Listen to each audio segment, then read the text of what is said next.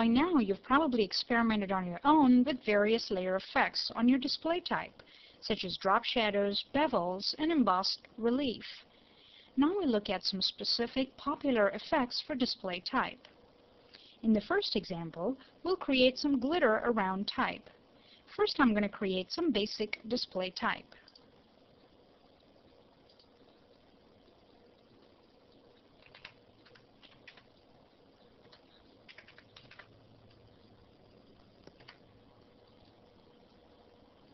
Then select the outlines by Command or Control clicking on the layer in the palette. Then choose Select, Modify, Expand. We want to expand the selection by a few pixels. Then click the New Layer icon. Select a color for the glitter and fill the selection.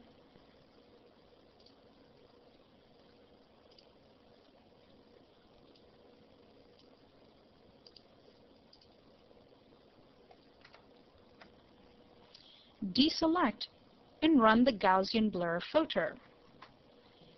Don't forget to deselect before you do the step.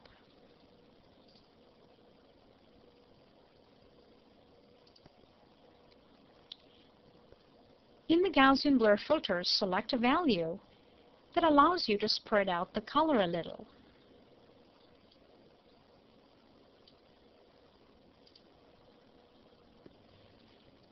And finally, set the mode of this layer to dissolve.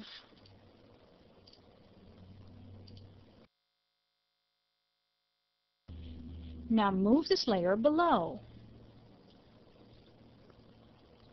If you'd like to color a part of this glitter another color or shade, use the lasso tool and loosely select one half of the glitter.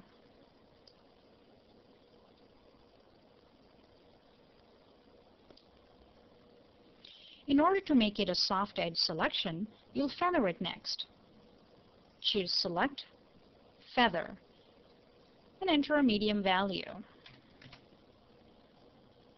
Now Option or Alt-click on the New Layer icon and check the box Group with Previous Layer. This makes the new layer a part of or indented within the previous layer. Choose another color that complements the previous glitter color and fill the selection.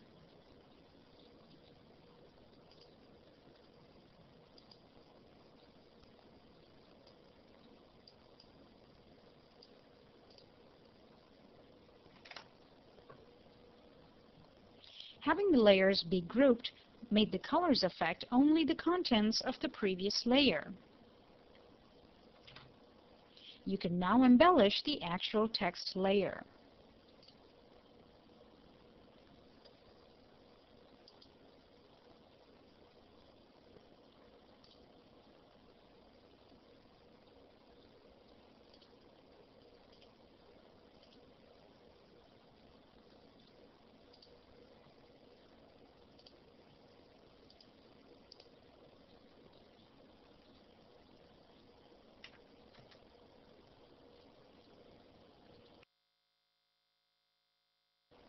Another effect we'll be covering in this exercise is neon text.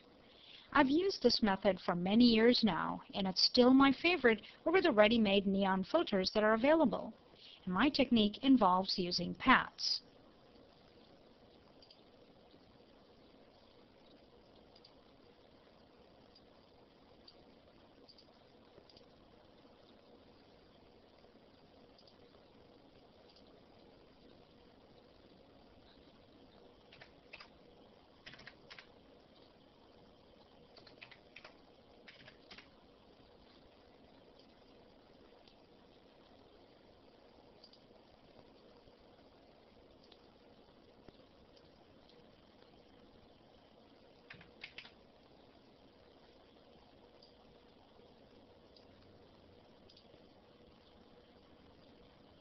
To convert this text into a neon sign of the same color, here's what I'd do.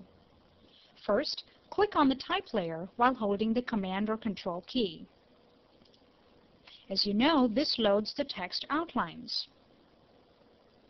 Then in the Paths palette, choose Make Work Path from the Path palette options. Enter the lowest value for tolerance, as this follows the character shape more closely.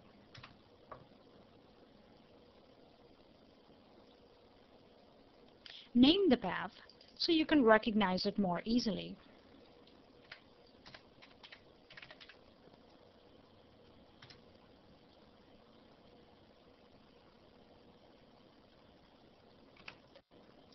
Now you can hide the type layer or move its contents away.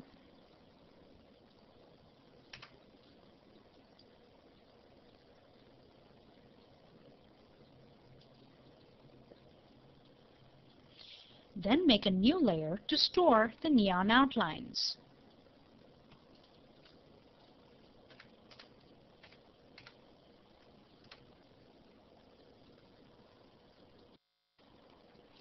We'll be using the Stroke Path command to build up the neon effect, so it's best to set up the painting tool that will be used to stroke the path. We'll use the Airbrush tool first. This effect will be built up in stages, and the first stage is the surrounding glow. Set the pressure down low.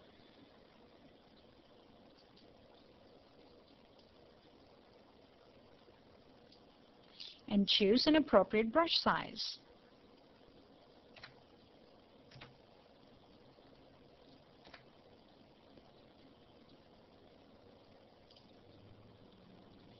And a very soft brush. Then choose a light and airy color.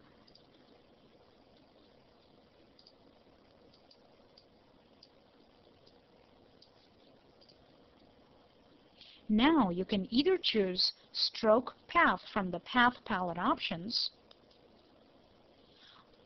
or simply press the Enter key. This uses the current tool settings and strokes the selected path with it.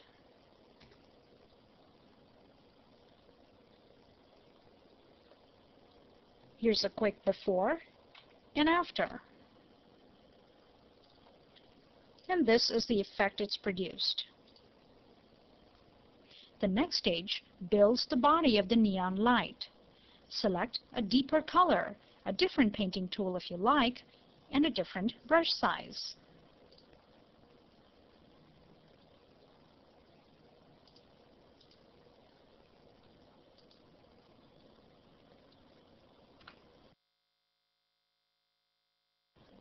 I'll use the Airbrush tool again this time, but set up some different attributes.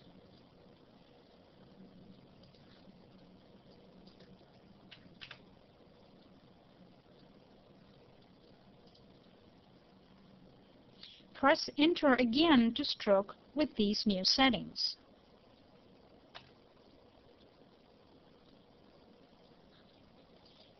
And this is what our addition looks like. You'll start to see how the effect is building up. Next, we'll add the highlight. Choose a lighter tint of the color and a harder brush. I'll use the paintbrush tool this time.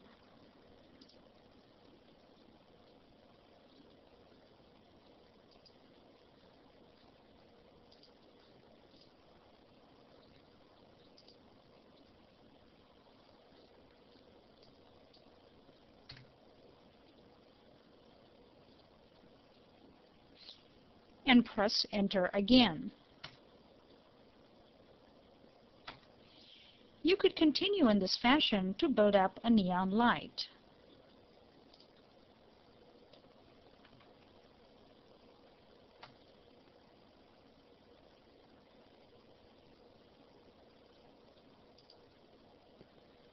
An interesting variation is to experiment with the blend mode that the layer is on.